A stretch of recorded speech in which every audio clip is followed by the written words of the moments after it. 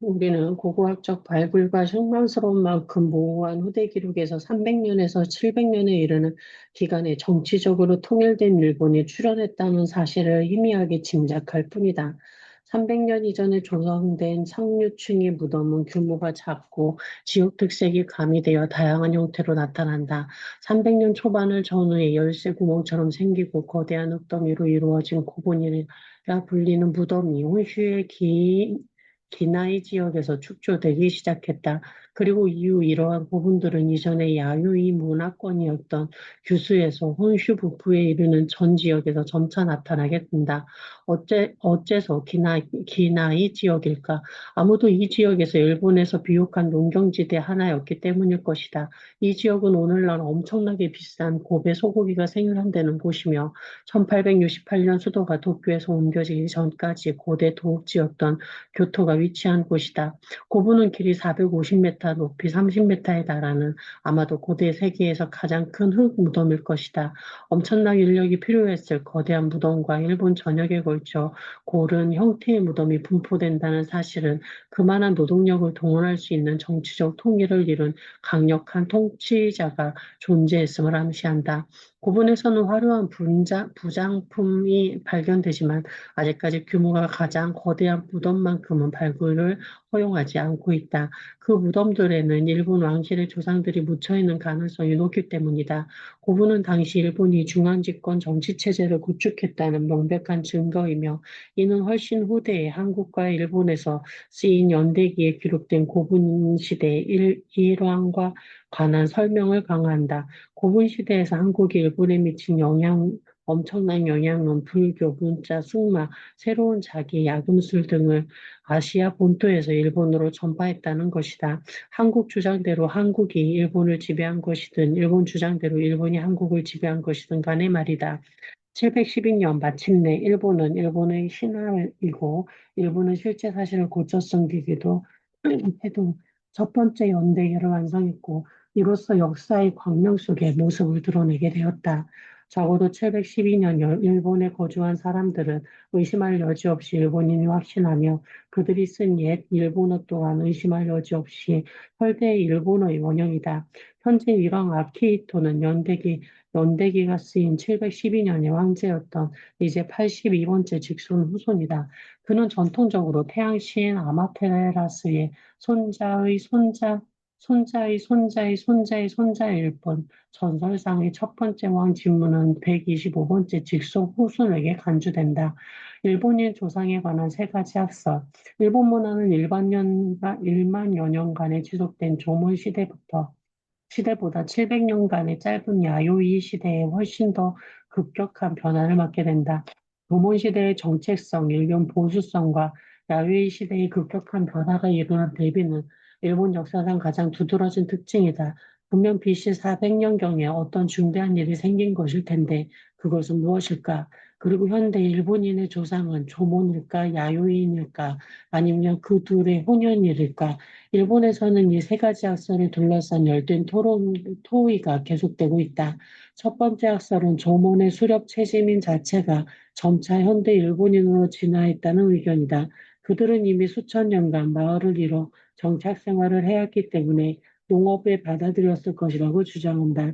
야외 시대로 변화한 것은 아마도 조몬 사회가 식량을 좀 더 많이 생산해 인구 증가를 가능케 한 추이에 강한 벽시와 관계수로에 관한 정보를 얻는 게 이상은 아니라는 얘기다.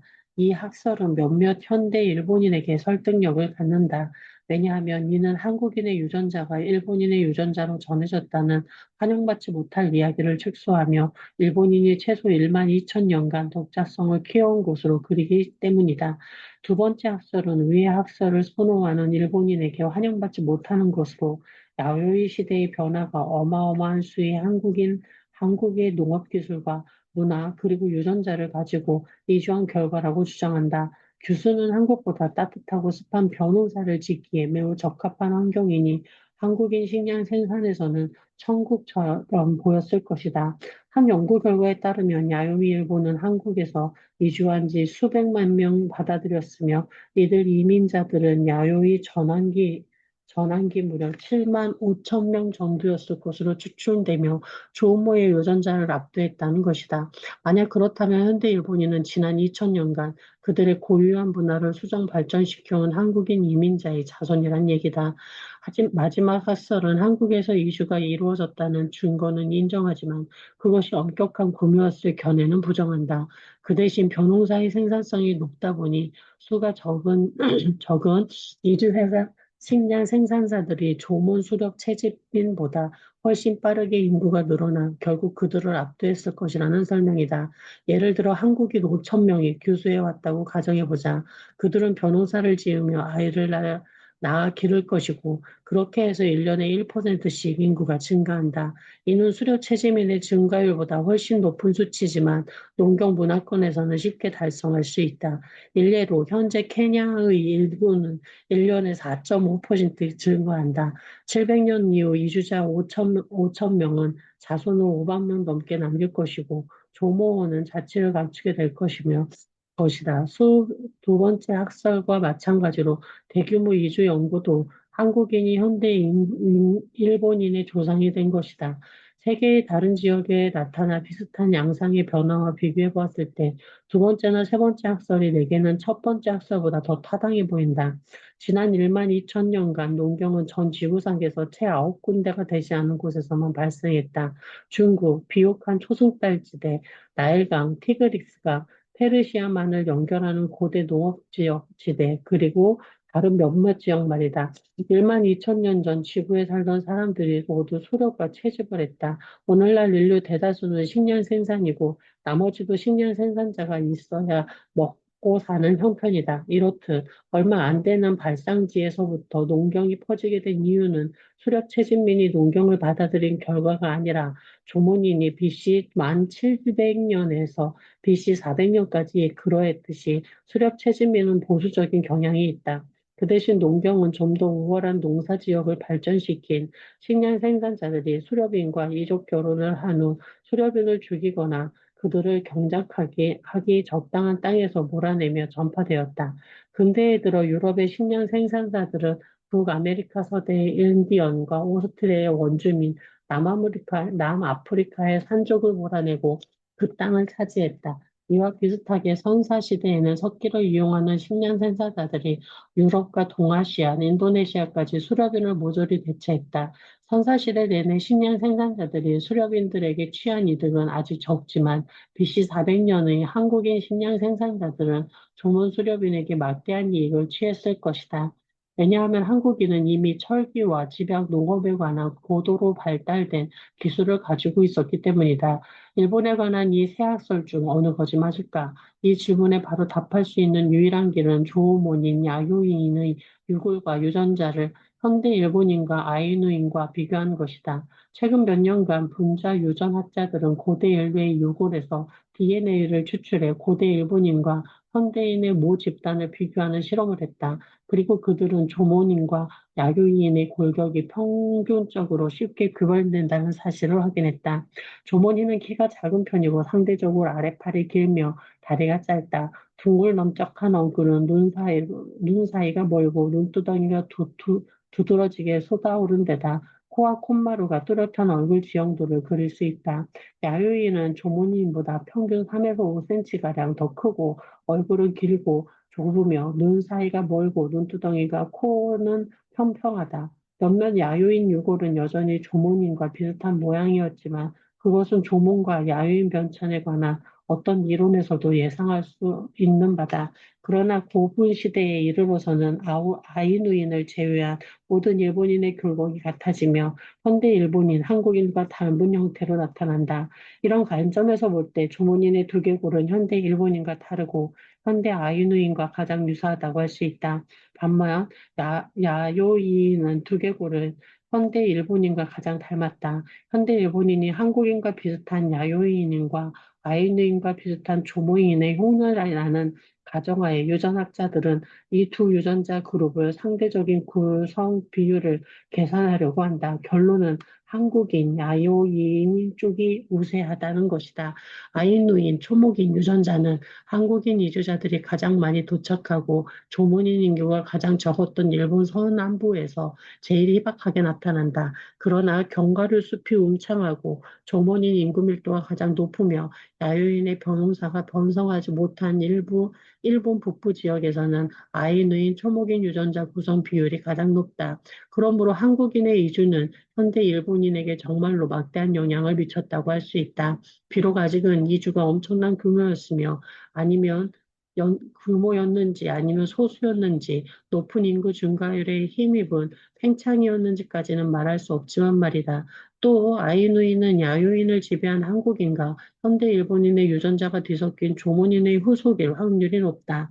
조몬 수렵인에게 벼농사 기법을 전해준 한국인 식량 생산자들이 마침내 엄청난 이익을 얻게 되었다는 설명을 했는데 흑자는 여기서 한국인은 수천 년 전에 농경을 받아들이고 한동안 일본에 수출을 전해줄 생각을 하지 않았다는 느닷없이 진출에 성과를 거두게 되었는데 궁금해할 것이다. 앞서 나는 한국의 초기 농경은 생산적이지 못했고 오히려 수렵 채지민이 가난한 식량 생산자를 능가하는 결과를 얻었다고 언급했다.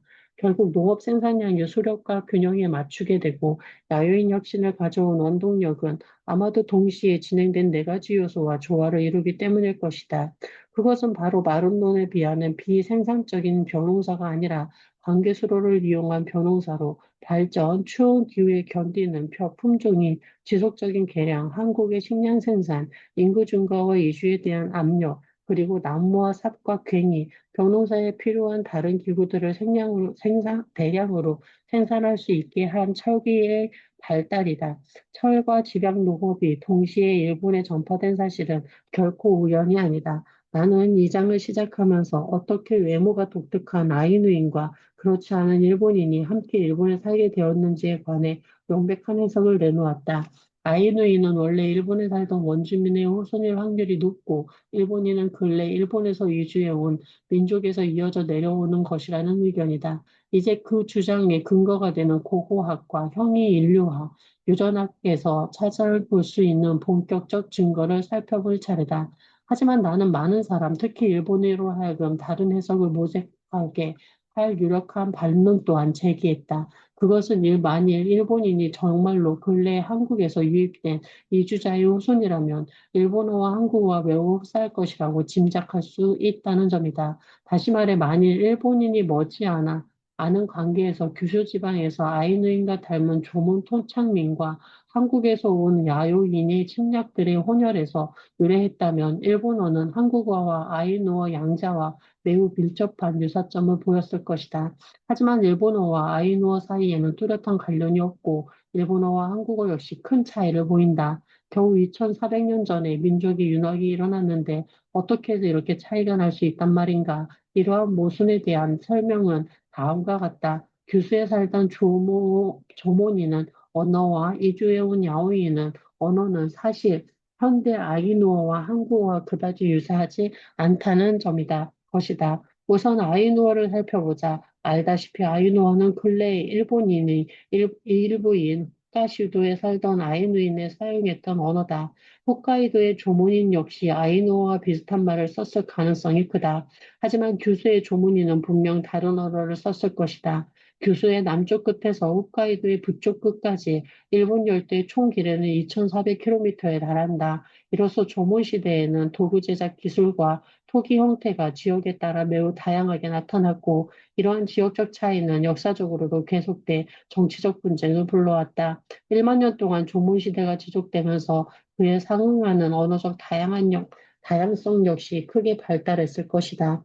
만약 고고학적 증거가 암시하는 것과 같이 남쪽의 조문인과 북쪽의 조문인이 각각 러시아와 한국에서 건너왔다면 이처럼 그들의 언어는 1만 2천 년 전 또는 더 오래전에 이미 다른 언어가 되었을 수도 있다. 사실 홋카이도와 혼수 북부의 많은 지역에는 아이누어에서 강을 뜻하는 나이나 베스 그리고 곳을 뜻하는 시리가 포함된 다수가 단어가 상당수 있다.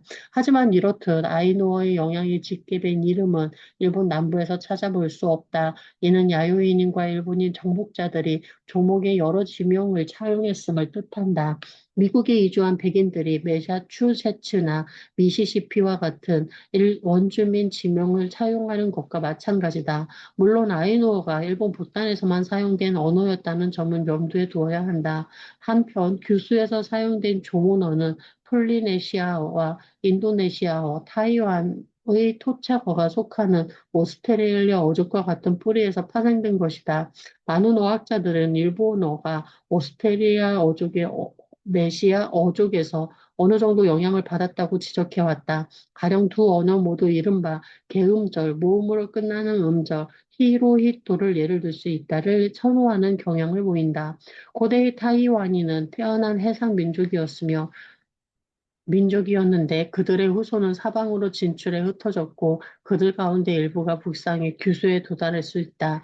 즉, 근대 홋카이도의 아이누어는 고대 규수의 즈문어 모델로 적합하지 않다. 마찬가지로 BC 400년경 한반도에서 이주해온 이들의 언어를 고대 야오이어의 원형이라고 간주하기도 어렵다.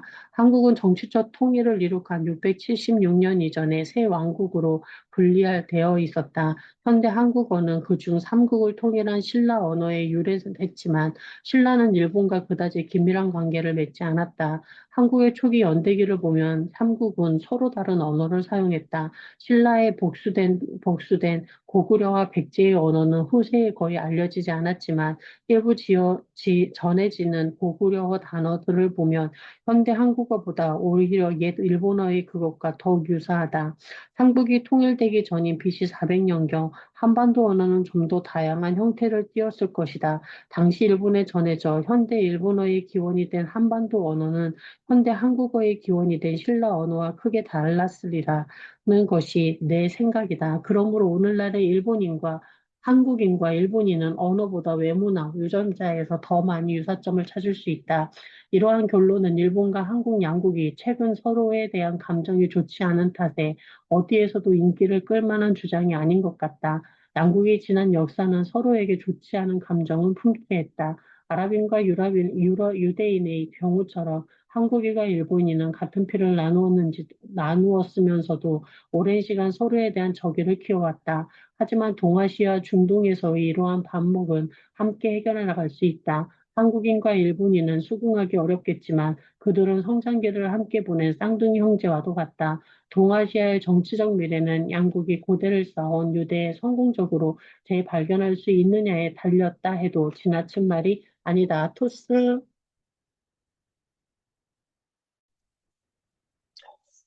총균세 그 후의 이야기. 총균세가 불러일으킨 반향. 총균세는 지난 1만 3천 년 동안 복잡한 인간 사회가 형성되는 과정이 각 대륙마다 다르게 전개될 이유를 밝힌 내용이다. 나는 1996년에 마친 개정 원고를 1997년에 출간했다. 그 이후로는 다른 작업, 특히 사회의 붕괴를 다룬 책을 집필하는 데 몰두했다. 그런데 7년간의 시간이 흘렀고 어느새 나는 총균세에 대한 생각을 잠시 접고 있었다. 총균세는 어떤 책이고 또 출간 이후 그 결론은 어떻게 변하고 확장되었는가? 내 편향된 시각에서 보자면 책의 중심 내용은 여전히 건재하고 출간 이후로도 현대 세계와 근대사 사이 이 사부에 걸친 이야기가 확장되고 있다는 점은 무척 흥미롭다.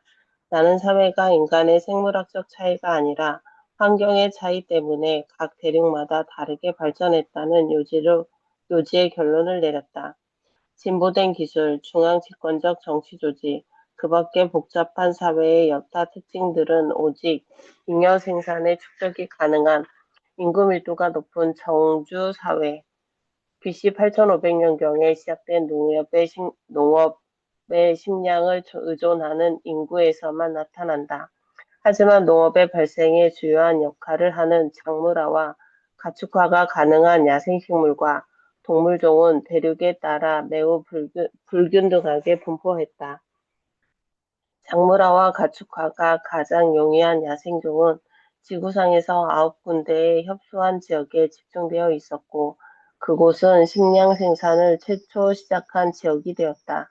그리고 그곳에 살던 최초의 거주자들은 총기와 병원균과 금속을 발전시킬 주도적인 위치를 선점했다. 그들의 언어와 유전자가 가축, 농작물, 기술, 문자, 체계와 더불어 고대에서 현대에 이르기까지 세계를 주도하게 된 것이다. 지난 6년간 고고학자, 유전학자, 언어학자 및 다른 분야의 전문가들이 세계의 주된 흐름을 바꾸지 않고도 그 내용을 이해하는 데 큰 여러 번, 여- 도움을 줄 여러 발견을 했다. 세 가지 예를 들어보자. 첫 번째로 총균세의 내용을 지리적으로 확장, 적용하기 가장 어려웠던 부분 중 하나이자 1996년에는 그 선사때에 관해 거의 언급되지 않았던 일본에 대한 것들이었다. 그러나 최근에 발견된 유전적 증거는 현대 일본인들이 총균세에서 다룬 다른 나라들과 비슷하게 농업적 팽창의 산물이란 사실을 시사한다. BC 400년경 한국의 식량 생산자들은 남부 일본을 시작으로 일본 열도 동북부까지 그 세력을 확장하기 시작했다. 이주민들은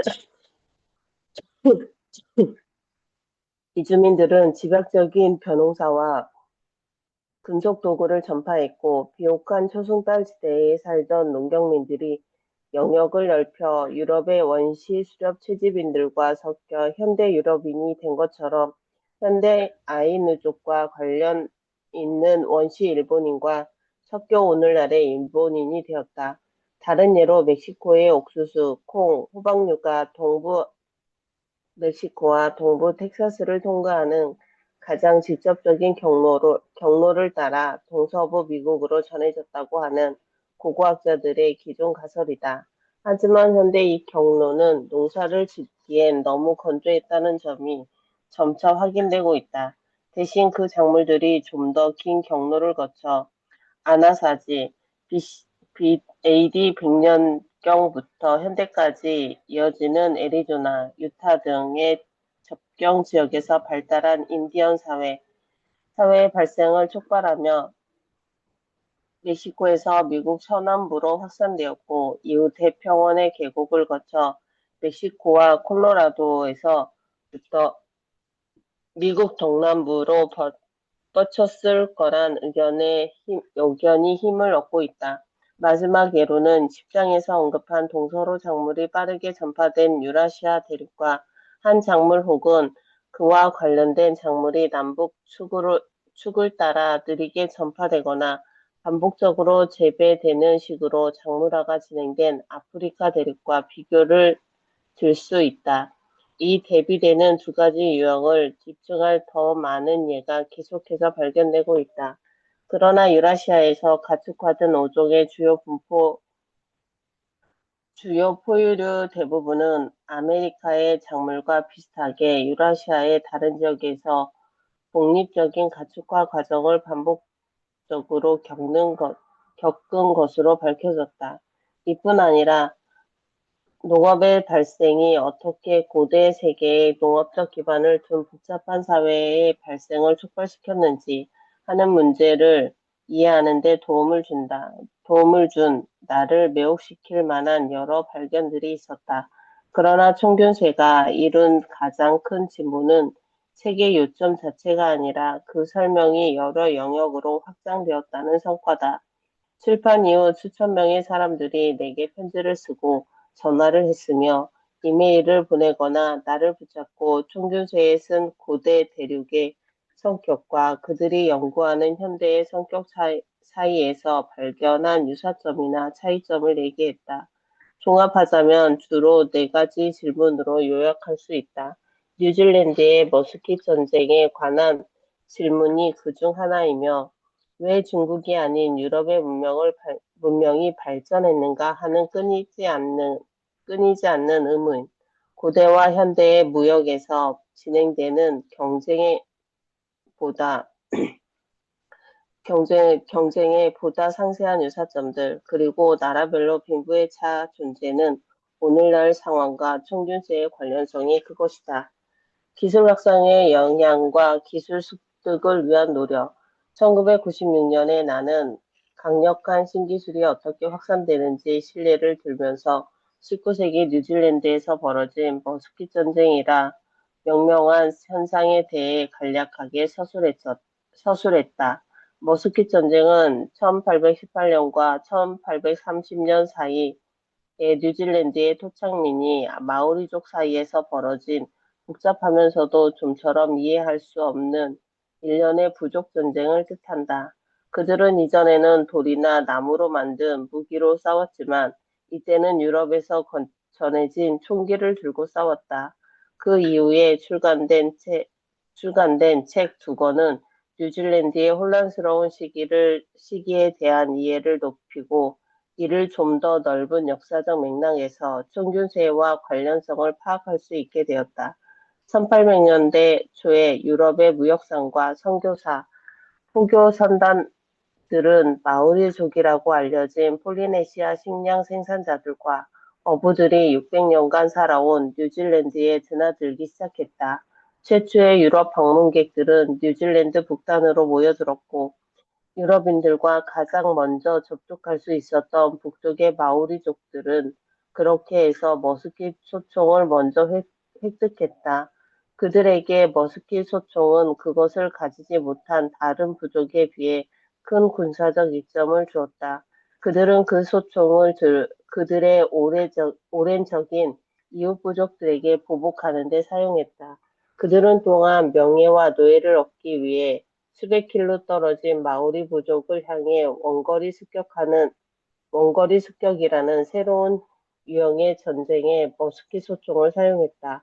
원거리 습격을 가능하게 하는 데는 머스킷 소총만큼이나 중요한 동력이 되었던 것은 유럽인들이 가져온 서아메리카산 원산지인 감자였다. 감자는 고구마를 기본으로 하는 전통적인 마오리족의 농업 산출량에 견줄 때 식량 생산자 한 명이 1000제곱미터당 거두는 수확량이 훨씬 더 많았다. 감자가 들어오기 전까지 마오리족이 원거리 습격을 할 수 없었던 것은 오랫동안 집을 떠나 지내야 할 전사들의 식량 문제와 전사들이 떠난 후 집에 남아 있어야 할 여자와 아이의 식량 문제가 도사리고 있었기 때문이었다. 그런데 감자가 도입되면서 그 문제가 해결된 것이다. 그래서 이 전쟁을 머스킷 전쟁보다 덜 멋지게 포테이토 전쟁이라고도 하는 것이다. 용어야 어찌되었든 머스킷, 포테이토 전쟁은 마오리족 인구의 약 4분의 1이 죽었을 정도로 매우 파괴적이었던 것으로 알려져 있다. 머스킷 소총과 감자를 많이 소유한 부족이 그것들을 조금 가졌거나 아예 가지지 못한 부족을 공격했을 때 그 피해 규모란 이루 말할 수 없었다.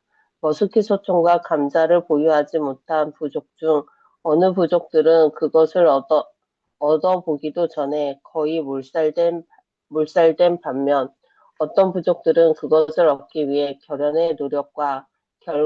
노력한 결과 이전처럼 군사력의 균형을 맞출 수 있었다.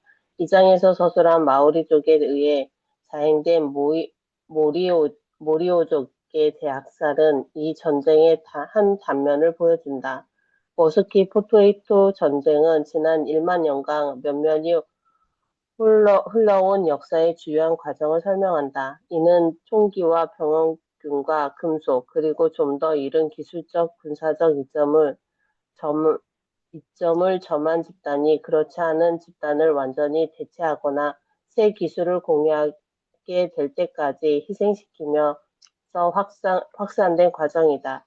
최근의 역사는 유럽인들이 다른 대륙으로 그들의 영역을 확장시킨 많은 예를 제시한다. 유럽인이 살지 않던 많은 곳에선 총을 가질 기회가 전혀 없었고 결국 그 지역의 삶과 자유를 박탈되었다.